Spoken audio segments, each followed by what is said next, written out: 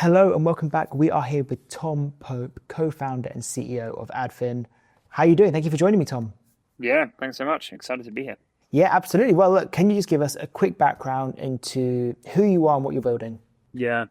So my name's Tom. What's my background? Gosh, it's relatively boring to be honest. I was a consultant, a boring old consultant, and then got fortunate to join Worldpay at an exciting time in Worldpay's growth. Saw Worldpay through a number of acquisitions, quite a few actually, an IPO and two acquisitions, and then went to join a company called Tink, which is a fantastic Swedish startup. Then got acquired again by Visa, and then having been acquired quite a few times, thought, oh, this is kind of fun. Maybe I should give this whole startup thing a go myself, and that's why I'm here. Yeah, I mean, you got the magic touch. I was doing my research and I was like, I'm not sure about that. You overestimate my importance a bit there, son. or like maybe you're like a lucky charm or something. But you spent like a decade in fintech and you've been through, what did you say, two acquisitions and an IPO just at WorldPay and then Tink as well. It's like, I think normally people spend some time at startups and most startups don't see the success that you'd like. And so you try out a few and maybe one of them is a success. But that hasn't been your experience. What was it like going through, various acquisitions of both Tink and WorldPay? Yeah. Well, I mean, it's actually four because Deloitte was acquired, Monitor was acquired by Deloitte. Well, WorldPay IPO'd, then the IPO'd WorldPay was acquired by Invantive, Invantive was acquired by FIS, and Tink was acquired by Tink was acquired by Visa, so 4/5. I mean, obviously at the time, I was loved to claim it at the time. I was this kind of really mature, great corporate employee that took it really well and immediately networked myself with the new organization and did all the things you're supposed to do. Quite the opposite. Often I was a grumpy bastard, sometimes resisting change. I think now, the benefit of hindsight, my piece of advice for everybody is always, the second that acquisition happens, it's a new company. Don't try and cling on to anything. You've been acquired. You either get on board with the new company or you leave. There's no resistance. There's no point trying to change anything. It's happened. It's out of your control. Get on with it. I think I got better at that by the end of my career, but no, I'm certainly not a lucky charm. Those things all happened despite me, not because of me. I was very grateful they did because it kind of gives you an extra free opportunity in your career, right? Like you're doing one thing and then suddenly a bunch of new doors open because you've been acquired. It's quite good, really. Yeah, and what about your, like I said, you spent like a decade in fintechs. What about your experience both at Tink and WorldPay kind of made you want to take the leap into entrepreneurship yourself? Yeah, I mean, I always have this itch, right? I mean, I suspect it's true that most founders have got some little bit of entrepreneurialism in their background somewhere. Like, I mean, I was first doing entrepreneurial things when I was 4 years old, right? It's a classic cliche founder's story, but I was, stapling bits of paper together and stamping it with an owl and selling it to my sisters so that I could take all their pocket money every month. So like, I've always had a kind of a bit of that in me, and at university I did various bits of bobs. But it was only after kind of working in places like Tink that I thought, hang on a second, this is actually achievable, right? Like I really could build a multi-billion-dollar business here. Like, I've worked with people who have done that, and I think I could do it too. I was also super fortunate to meet my co-founder who, I have a skill set, but there's a lot of things I also don't know. And I was fortunate to meet someone who has like exactly the opposite skill set to me, so that we can kind of come together as the right team at the right time. But yeah, I mean, I learned a lot, I guess, about payment infrastructure when I was at Worldpay and Tink. That's important. I suppose you learn a lot about people and you find great people. And one of the reasons we've been able to get the traction we have is just that we brought in the very, very best people that work with us over our careers. So you learn a lot about infrastructure, you learn a lot about the people, and you learn a lot about the market. And Adfin is solving a problem that we very much saw in payments. Payments was all about e-com. It was all about point of sale. No one was really looking after this huge segment of the economy, which is not Amazon or a sexy e-com brand, or going out and selling new software to restaurants. There's a whole section of the economy which was just completely neglected, and that's part of the reason we started Adfin, is we saw that gap and wanted to jump into it. And I want to touch on two things there. Firstly, so you're saying you've hired almost exclusively from companies that both you and your co-founder have worked at? Yeah. I mean, Chiprin has the most amazing network of engineers. I have a pretty good network of go-to-market people. Most people at Tink, and it's most people at Adfin, Freudian slip. Most people at Adfin. Well, I say that because actually I did the same when I went to Tink, right? Like I brought some of the best people I've ever worked with into Tink as well. Yeah. But most people we've worked with have been people we've worked with before. I think we worked out the other day, the average time we have worked with someone at Adfin is 7 years, which, given that Adfin is a year and a half old, tells you all you need to know. That's so interesting. Wow. And how were you able to convince those people to come on board with you? Oh, come on, what kind of a question is that? Is he convincing? They were queuing up at the doors. Well, Tink, Worldpay, they hit this huge scale and it's successful exits, and then all of a sudden you're like, well, come back in the trenches, we're going to do it all again, 0 to 1. And were people like, okay, let's do it, or was there an element of, I'm comfortable, things are going well, don't pull me out of this place? Yeah, I mean there are a few people out there who are still in those positions. I've still got people on my list that are in those positions that I'm still confident one day I'll get over. Everyone has to make the right decision for their time of life. I think some people, if they're at the right level of seniority post acquisition, the lock-in can be so good that it's impossible to get people out. But actually, for most people most of the time it's not. And actually, for most people, it's not, the money is just one thing, right? Like, it's great if someone's going to give you $1 of cash, but if in return you hate your job and you hate your colleagues and you're putting up with loads of terrible politics and your IT is awful and your laptop breaks and they won't let you install the program that makes you more effective and you have to get permission every time it's amazing how quickly your life can be made miserable with the wrong acquirer. Yes. So startups suddenly look very, very appealing compared to that. Yeah, okay, that makes sense. And you also touched a bit on traction. I want to go slightly back in time. You raised $8 million, €8 million round from Index Ventures, Visionary Clubs, angels from across the ecosystem from some of the most amazing companies. I want to talk about that seed round. So if you could touch a bit on that process, how you found that, and then I want to get onto results, traction, what's happened since. Yeah, sure. I mean, we did a pre-seed of 4.5 million back in April last year, and then we did another top-up essentially of 8 million in January. How do we find it? I think both Chiprin and I were fortunate in that because we both had relatively sort of successful careers to date. Chiprin was the founding engineer at a very successful banking software company called Mambu. I essentially got very lucky, as we've already heard, throughout my career. By the way, it's amazing how much investors would go, well, it must be something to do with you. It's like, no, it really, really wasn't. But anyway, I'll take it. But because of that, we were fortunate to have a good network already within the community, and investors were already reaching out and saying, hey, you guys are going to start something. Maybe they're better at spotting restless people than we are in recognizing it ourselves. I don't know. But they reached out. We were actually introduced by Index originally. I had never known Chiprin before the summer before we raised, and we'd both been introduced to a number of people. It's kind of like speed dating, and we just happened to click, and then sort of spent 6 months or so getting to know each other, germinating the idea, kind of working out who the original founding team would be, because we had a really strong team of people that we also call co-founders join from the beginning. That was also really important to us, right? It was kind of me and Chiprin, but then there was also a wider group of people who were key to the beginning. The fundraise, we were fortunate to have a decent amount of interest. I think kind of after that pre-seed round, we had really good initial traction, and both our internals said, look, we're keen to do more. We want to up our stakes. It was the right time for us because we wanted to put the foot on the gas. We didn't want to go out to market and do a really extensive new fundraise. So that's what we did. And we were really happy with them, right? Like, they're both great investors. They were giving us great advice. We just thought, what more could we want than more money from these people? Fantastic.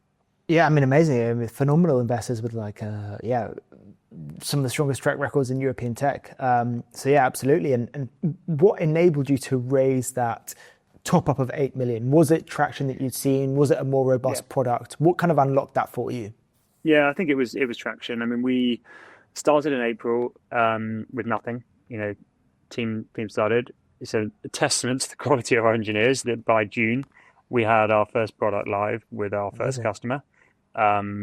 we had pretty quickly zeroed in on where in this huge space of business payments we wanted to start, and it was accountants. And we worked that out essentially by talking to everybody and working out who wanted to talk to us the most.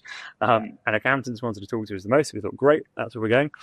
And then we spent from June till Christmas, really, the second half of 2024, doubling down on really with those first initial customers, doing all the classic playbook, right? Like you work with your customers, you ask them what their problems are, they tell you, you build a product, you give it to them, they say, yes, this works, no, this doesn't. You iterate, you build, you bring on board more customers. And so by the end of last year, we're in a position, I actually can't remember what the numbers were now, but we had like just a very decent set of customers who were really liking the product. Investors, obviously, they don't tell you they're doing this, but they often call up those customers and say, hey, this Adfin thing, do you like it? And I guess they said yes. Otherwise, they wouldn't have invested. And so, yeah, the timing was kind of right from us in that perspective as well. And since then, are you doubling down on kind of accountants? Are you branching out? Are you seeing other use cases? Yeah. We've also always been quite hot on the legal space. Lawyers are larger firms, and larger firms take longer to move, but we very much are still focused on accountants. We love them. They're still our top customers. I think we're pretty well embedded in that community now, which is great. One of the things we love about accountants is, accountants want to be as useful as possible to the businesses that they serve, right? They are fundamentally in a professional services client service role. So the more we can help accountants be useful, the more, our relationship with the accountants improves. So with our product, it's not just suitable for accountants, it can be suitable for their customers. So a lot of our work is how do we make the product as useful as possible to the accountant and for the accountant's customers so that the accountant can take that role front and center in helping their businesses. So for Adfin, what that means is, we help the accountant get paid, but then we also help the accountant get their customer get paid. So there's a really nice network effect there, which we're really, really doubling down on. Amazing. And can you share anything about traction or stats since either launch or since your round? Yeah, what would I say? This year we've been consistently growing at 50% month on month at least, which is really strong. So yeah, it's been going really well. And the nice thing is everything's sort of growing in lockstep, right? So we get more invoices in the platform. We're seeing those invoices consistently turn into more payments, and those payments consistently turn into revenue, which is good. I think we would love to see it grow even faster. We've got some tricks up our sleeve. We've got a few tweaks and things we're going to be doing to really accelerate it into next year. But yeah, so far I think it's very hard because as a founder, you're constantly, you never really know whether what you're doing is good, right? So you're always, you're incredibly humble to the fact that at any given time it could not go well. So you never know. But I'd say right now we are as happy as we could be while also being profoundly unhappy that it isn't going faster. Does that make sense? Yeah. Probably doesn't make sense. You know what I mean? Yeah. That's just like the founder attitude or ambition, right? It's never quite good enough, even if things are going well. And you're probably always scared that things could crumble at any moment. I feel quite sorry for our team a lot of the time because we'll get on a call and we'll have had in fact, this literally happened last week. We had the best week ever last week. We breached a new ceiling. And badly afterwards, one of the guys says to me, he's like, yeah, why were you so grumpy? I was like, well, because, this thing over here. He's like, yeah, but we've just had our best week ever. I was like, yeah, but we have our best week ever, like, quite often. Like, it's about it. Yeah, it is. I think it can be tough for the team because it's like, when do you pause and celebrate? Yeah, that's really interesting. Yeah. Is that something that you feel that you haven't done enough of yet? Is like looking back and being like, oh, actually, we've signed loads of clients, we're doing good money, things are going well. I don't know when I will ever feel comfortable enough to do that. Because for me, the point at which you stop and celebrate is the point at which hubris is kicked in and some young whippersnapper company will come up and steal our lunch. So I don't know. I'd love to have that, like, that kind of, you can picture it, right? You're all on a hillside in Tuscany and you've got the champagne out and you're like, guys, we've done so well. We've nailed it. We are successful. Congratulations. But I don't know if that will ever come, to be honest. Or if I want it to come. I was going to say, I think a lot of founders that at that point, it's no longer, it's about the grind, right? It's about the challenge. It's about, what's it like pushing the rock up the hill or whatever. Yeah. And so when you get there, you're probably going to, like even naturally make it harder for yourself so that you can get back into that grind feeling. Exactly. And you also mentioned like your initial career as a consultant. I always ask guests on this show who started their career as consultants. That's how I started my career. I did it for 3 years. I was at PwC Strategy and didn't like it, not for me. Wanted to get into tech as soon as possible. What was your experience was it your first graduate job? It was. So honestly, I don't know, maybe some of your listeners will resonate with this. When I was at university, essentially, if you wanted to come to London and not be bankrupt and you didn't have tons of imagination like me at the time, you either were a banker or a lawyer or a consultant. Yeah. I was never going to be a lawyer because the idea of it bored me. I was never going to be a banker, again, because the idea of it bored me. I thought consultants seemed great. You're going to work with lots of interesting businesses. I was fortunate to join a company called Monitor, which was a great boutique consultancy, fantastic people. We had a lot of fun. Unfortunately, maybe like yourself, I was kind of joining at the end of the boom of consulting. So you'd sit in the office and hear all these partners tell you about the glory days of Concorde and, jetting into far-flung places on private jets. And the reality is you were sat in economy with your little IBM ThinkPad at 3 a.m. cursing your life. But I still loved it. It was, then the company obviously got bought by Deloitte. That was a very different culture.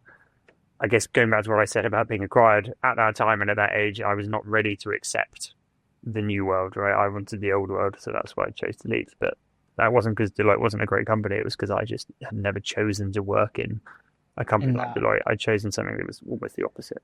And could you have seen yourself staying for longer if that hadn't had happened? Yeah, I would have done another few years, I think, just because it is amazing the growth you get in those places. And I to this day, we still have a bit of a bias at Adfin, and I always have a bit of a bias to hiring people who have kind of had that training. Like it's a bit like kind of you're broken in a bit, right? Like you're taught the meaning of hard work. Like I think a lot of UK grads, I was pretty cocky when I was in my early 20s, and I needed that kind of like beating out of me by partners at Monitor. I'm kind of grateful they did. And I think shown, okay, this is what, a year of being on a really rubbish case and working till past midnight every night looks like. Until you've done that, you sort of don't know you can do that. I still recommend it. Yeah, I mean that's always the value because you don't learn the hard skills in consulting, but what you do learn is just how to work really, really hard, and you learn attention to detail, and there's like a bit of like stakeholder management kind of stuff. But I think that is the value. It's just like grinding and getting stuff done and being that, and it's so hierarchical, right? You go in at the most junior level and you are literally like formatting slides, and you're like, what is this? Yeah, it's crazy. I can't wait for AI to disrupt it. That said, I am really good at spotting double spaces in slides now. I used to have a really sadistic partner who would deliberately insert double spaces and then kind of like haul you over the coals if you hadn't spotted that there were these double spaces. It's like, what was the point in that? But I guess it teaches you a good IP. Well, you think is consultants do make nice slide decks. The problem is that whenever I've made slide decks in the last year or so, I've done it exclusively on AI. And it's like, and they're not as good. And I do spend then a lot of time moving things like 2 millimeters. No slide decks at Adfin. I think we probably only made, I don't know, 2 or 3, probably for our fundraisers. Is the only time and that's probably it, right? Yeah, super interesting. But yeah, I always ask because I think you do get a lot of ex-founder consultants. There is a path there. It's not always immediate. They don't go from consultant to founder entrepreneur. But there definitely is a path there, and I think there'll be some great analysis there, especially when you look at those top tier, either boutique or MBB style consulting firms. There definitely does seem to be a path where people at least kind of, do a bit of learning or training or grinding in those early years and then find their way to entrepreneurship. Yeah, I agree. Yeah, interesting. Of course, just running out of time. What is like top of mind for Adfin next 6 months? Good question. I suppose I could give you a really what would be the answer? There's some really boring things, right? Like as ever, there's like a prosaic, right? Like we know we need to get better at product marketing, right? But that's kind of humdrum. I think for us, we have got this really great traction now in the UK. We feel really good about it. We want to accelerate it even further. So top of mind for us is what do we do to accelerate further in the most sustainable way, right? Like we're in a fortunate position where we don't need to raise any more funds, right? Like we should be profitable before our next fundraise. We want to be in that position where the UK business is just like a really good business, right? It's selling something that people want for the right price, happy customers, good business, profitable. We'll definitely get there. I think then the question is, how do you put your foot on the gas as much as possible? Because we don't want to become one of those fintechs that get stuck in the UK. This is an amazing time in the company. We're still relatively small. Everyone's super elastic. Like, it's the time to do really, really bold things, right?